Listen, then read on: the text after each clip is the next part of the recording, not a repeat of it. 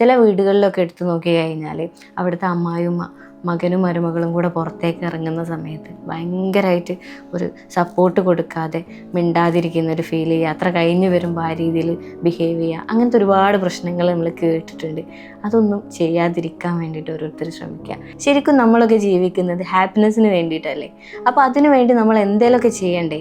Daily യാത്ര പോകണമെന്നല്ല, എപ്പോഴെങ്കിലുമൊക്കെ നിങ്ങൾ യാത്ര പോകണം. ഒറ്റയ്ക്ക് പോവാം, ഫ്രണ്ട്സിൻ്റെ കൂടെ പോവാം, ഫാമിലീൻ്റെ കൂടെ പോവാം, പാർട്ട്ണറെ കൂടെ പോവാം. അങ്ങനെയൊക്കെ നമുക്ക് യാത്രകൾ ചെയ്തിട്ട് നമ്മളെ മനസ്സിനെ റിലാക്സ് ചെയ്യാൻ വേണ്ടിയിട്ട് നമുക്ക് പറ്റും. അപ്പോൾ ഈ യാത്ര ചെയ്യുന്നവരെയും യാത്ര ചെയ്യാൻ ഇഷ്ടപ്പെടുന്നവരെയും വെറുതെ നിരുത്സാഹപ്പെടുത്താതിരിക്കുക. അവർ പോയിക്കോട്ടെ, അത് അവരുടെ ഇഷ്ടമാണ്. അതിന് നമ്മൾ വെറുതെ കമൻസ് അടിച്ചിട്ട് അവരെ പിന്തിരിപ്പിക്കാൻ ശ്രമിക്കേണ്ട. കാരണം ഓരോ യാത്രയ്ക്ക് പിന്നിലും ഓരോ കഥകളുണ്ട്. മാത്രമല്ല ഒരുപാട് എക്സ്പീരിയൻസ് അതിലൂടെ കിട്ടുന്നുണ്ട്, ഒരുപാട് കാര്യങ്ങൾ നമുക്ക് പഠിക്കാനുണ്ട്.